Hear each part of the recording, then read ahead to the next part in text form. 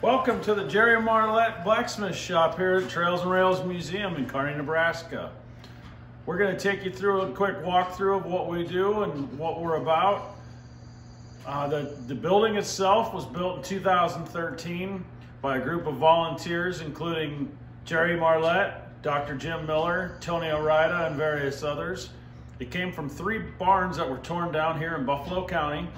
So it may not be an old building, but it is constructed from lumber from old buildings. The blacksmith in the history of the world, they were the do-it-all. They did everything from sharpening plows to wagon wheels, making tools and implements to farm with, as well as ornamental and architectural work. In the blacksmith shop, fire is a tool. To have fire, we need fuel, which in the blacksmith shop we use coal, oxygen,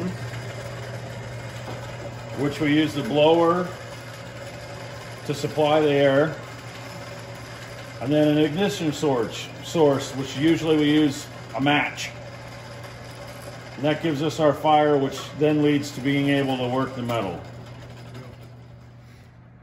So the first technology that we have are these billows. So it blows air. You can see on his hair what it does. You want to try it?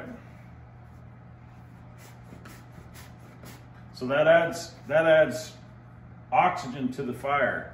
The way that comes into blacksmithing is on a bigger scale. We can pull the billows and add oxygen to the fire. Then the next technology we have is this style of blower, which is a pump jack. Uses a mechanical advantage. And then an even newer style, hand crank. And as you can see, the more air I add to the fire, the bigger the flame gets. So by heating the steel, we're able to make it more malleable and workable. We'll put this piece of steel in here. Come up here, young man. Try to bend that.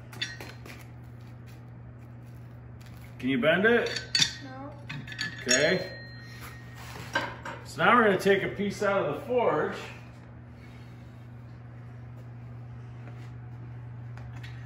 Try and bend that one.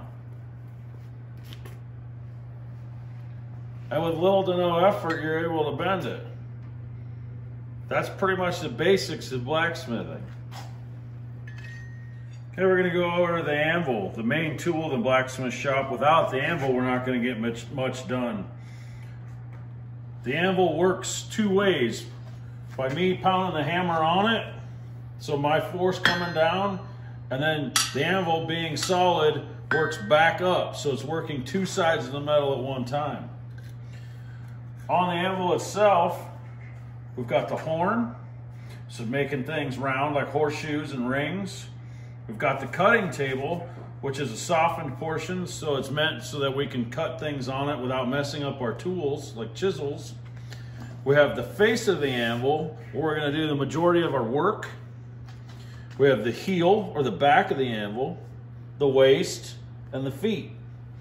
Now, the blacksmith is a simple folk.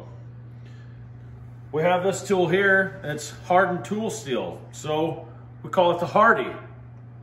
The Hardy is used in this hole here. So what do you think we call that hole? Well, it's the Hardy hole, of course. Fits right in there. Use that. This particular Hardy tool would be used to cut hot steel. We also have in the back here, it depends on the type of anvil, a hole. This hole is a Pritchell hole. The Pritchell hole is used with the Pritchell punch, which is a square punch that we use on horseshoes when we want to make the Pritchell holes.